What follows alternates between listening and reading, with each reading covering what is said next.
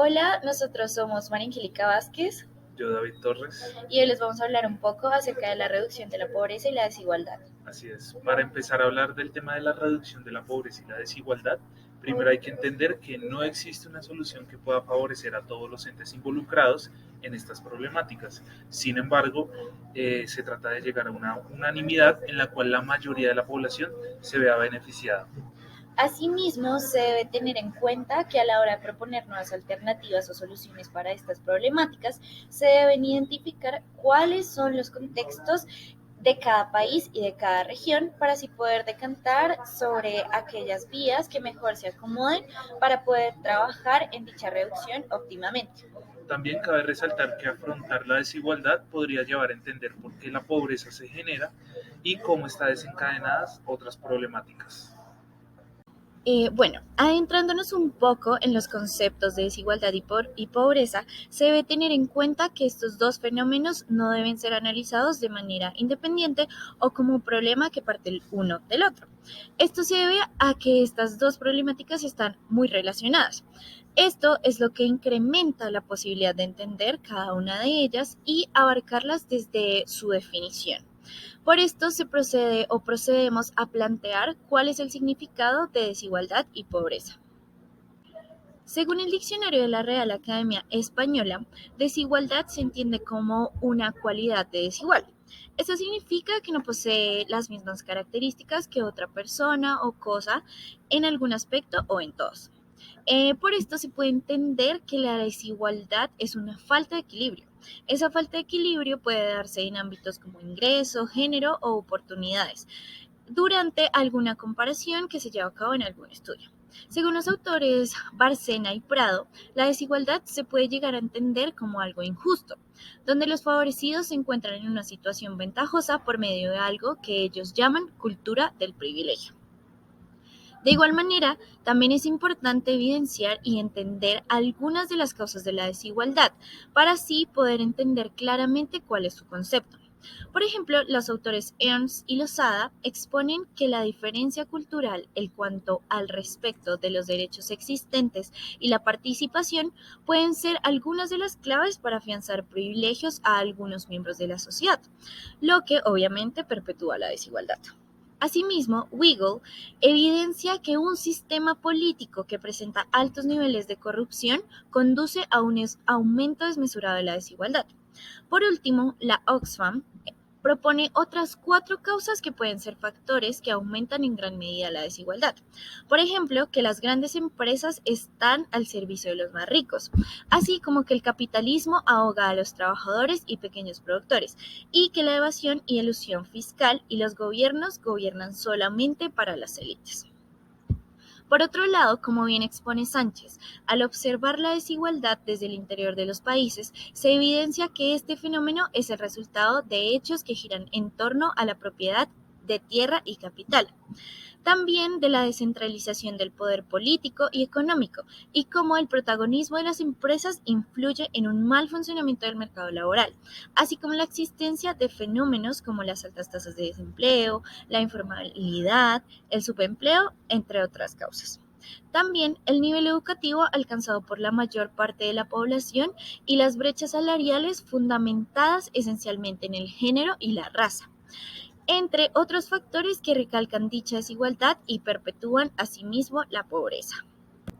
Ya sabiendo un poco acerca del término de desigualdad y cuáles son los factores que influyen para que ésta se dé, vamos a adentrarnos un poco en el término de pobreza, la cual puede desencadenarse debido a la desigualdad. En el caso de la pobreza, según la Real Academia Española, la pobreza se define como la falta o escasez de lo necesario para subsistir.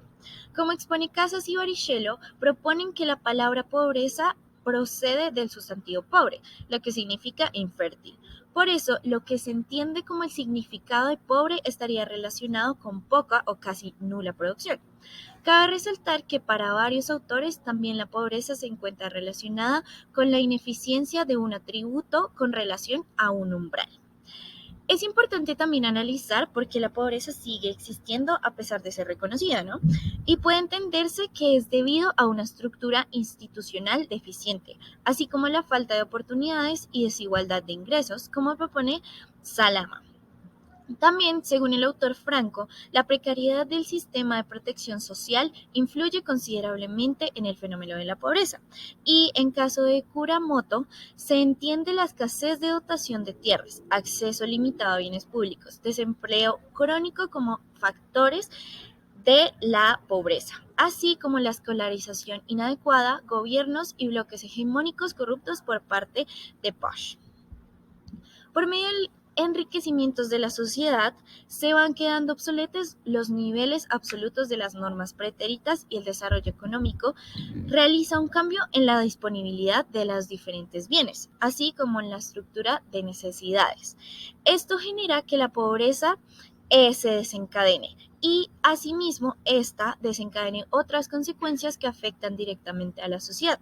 Por ejemplo, lo que ocurre con el aislamiento social, el analfabetismo, atropellos a la dignidad, carencia de acceso a infraestructura básica como carreteras, transporte y agua, corrupción, delincuencia, dependencia, desintegración de los hogares, enfermedad, falta de voz, hambre, humillación, impotencia, incertidumbre, mendicidad, privaciones, muchos casos el suicidio y el quebrantamiento de normas sociales y violencia.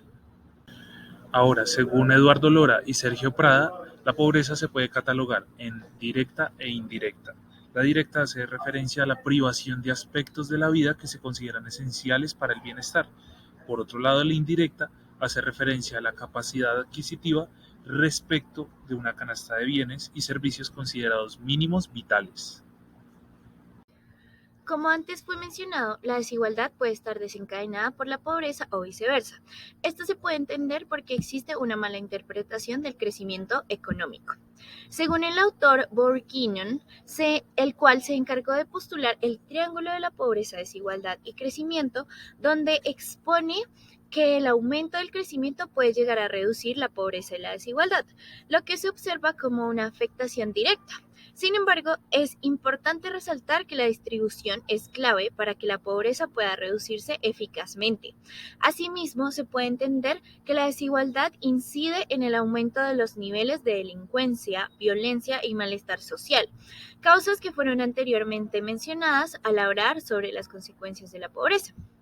También es importante entender que la relación pobreza-desigualdad se ve ligada a los aumentos de desigualdad, los cuales se ven reflejados en el incremento de la pobreza y viceversa. Pero paradójicamente, la evidencia empírica arroja resultados contrarios según Casas, caso que nos lleva a preguntarnos si estos dos fenómenos están o no directamente relacionados, como fue propuesto anteriormente. Poniendo un ejemplo un poco más cercano, en América Latina se ha evidenciado un crecimiento económico relacionado. Sin embargo, este está relacionado a los altos niveles de desigualdad en la distribución de la riqueza, ya que grandes partes de la población han quedado excluidas de los beneficios que este crecimiento les ha brindado a países latinoamericanos. Igualmente, se debe entender que las desigualdades por sí mismas no son malas, como propone Ortiz y Ruales. Pero lo que sí está mal es que en el mundo haya millones de personas pobres las cuales no pueden alcanzar un nivel de vida digno.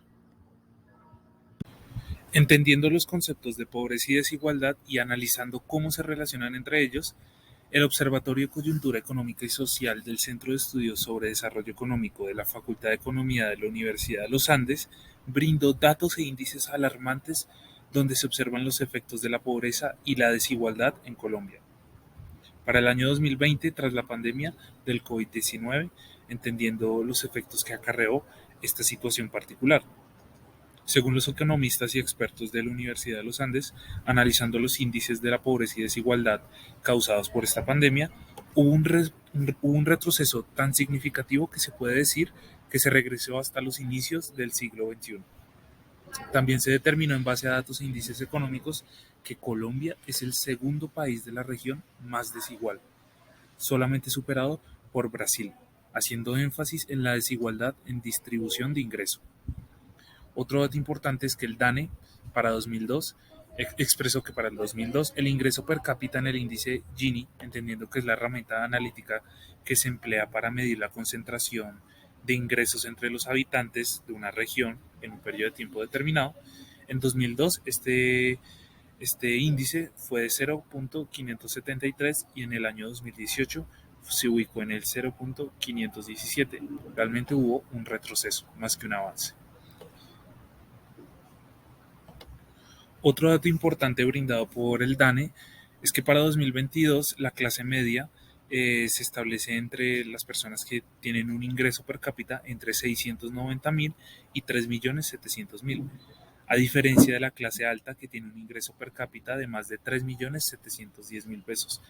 Solamente el 10% de la población de Colombia hace parte de la población o de esta clase alta, por así decirlo, reflejando que la clase media realmente es una población muy frágil y vulnerable, donde realmente la gran mayoría de los colombianos pertenecen a esta clase media, la cual realmente es muy frágil y vulnerable. Otro dato importante es el que brindó la Comisión Económica para América Latina y el Caribe, CEPAL, donde la tasa de pobreza en el país fue de 36.3% en el 2021 y se proyectó que para 2022 subiría a 39.2% en un ambiente de inflación, lo que representa un incremento de 2.9 puntos porcentuales frente al año pasado. Otro de los datos que se ven en estas gráficas es acerca de la pobreza extrema, donde según nuevas proyecciones de la CEPAL, la tasa de pobreza extrema se ubicó en 2021 en el 13.8% y a finales de 2022 se puede ubicar hasta un 14.9%. Otro dato alarmante que muestra la desigualdad en Colombia es la encuesta dada por el DANE, donde mostró que el Chocó y la Guajira son los departamentos que siguen rezegados, donde en Chocó la población en extrema pobreza es 4 veces mayor al promedio nacional y en la Guajira es 3 veces mayor, mostrando unos índices y grados de desigualdad y de pobreza alarmantes.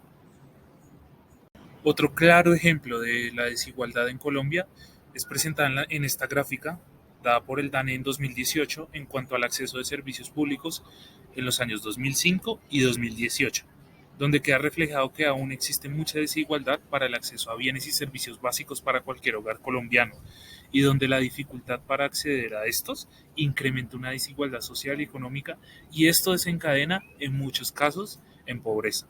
Por ejemplo, en la gráfica podemos ver que para el año 2005 las personas tenían un acceso al alcantarillado en un 73%, el 73% de la población. Para 2018 solamente se ha avanzado en a un 3%, alcanzando un 76.6%. Realmente no es un índice o un crecimiento muy grande. O por ejemplo, en 2018 solamente el 43.4% de la población de Colombia tiene acceso al Internet, ya sea fijo o móvil, restando que más del 50% de la población no tiene acceso a esta herramienta tecnológica. Con base a lo anterior, cada vez más crecen los retos para el Estado colombiano de tratar de cerrar o tratar de acortar esas grandes brechas de desigualdad y de pobreza en este país. Y para tratar de lograr esto, se han hecho planes de desarrollo nacional, como es el caso del Plan Nacional de Desarrollo del año 2018, el cual se llamó ese Pacto por la Equidad, el cual según el Departamento Nacional de Planeación tuvo una inversión total de 510.1 billones de pesos, de los cuales 7.7 billones de pesos se destinaron para la implementación de este plan, en específico contra la pobreza, y se tenían objetivos muy claros y unas metas, las cuales son las siguientes. El primero de ellos era tratar de sacar a 1.5 millones de personas de la pobreza extrema monetaria. 2. Sacará 2.9 millones de personas de pobreza monetaria. Sacará 3. Sacará 2.5 millones de personas de la pobreza multidimensional.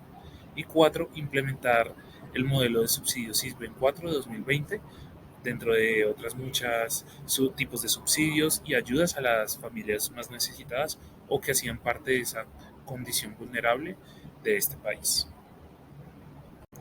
Ahora, entendiendo que Colombia se configura como uno de los territorios de América Latina con altos índices de desigualdad en la distribución de ingresos, Sánchez expresa que todo indica a que el punto de atención debería centrarse en aquella población que se encuentra por debajo de las condiciones establecidas como mínimas para lograr la subsistencia. Y es por eso que él hace la recomendación de ciertos puntos para tratar y para poder reducir la pobreza y la desigualdad. El primero de ellos es el desarrollo y la nutrición en la primera infancia. Estas medidas van a ayudar pues, a los niños durante los primeros 1000 días de vida, evitando deficiencias nutricionales y por esto evitando también pues, la falta de desarrollo cognitivo. Otro punto es el acceso universal a la educación de calidad, donde a pesar de que Colombia ha hecho durante muchos años esfuerzos por promover el acceso a la educación, se necesita ahora enfatizar y garantizar que todos los niños reciban una educación de calidad.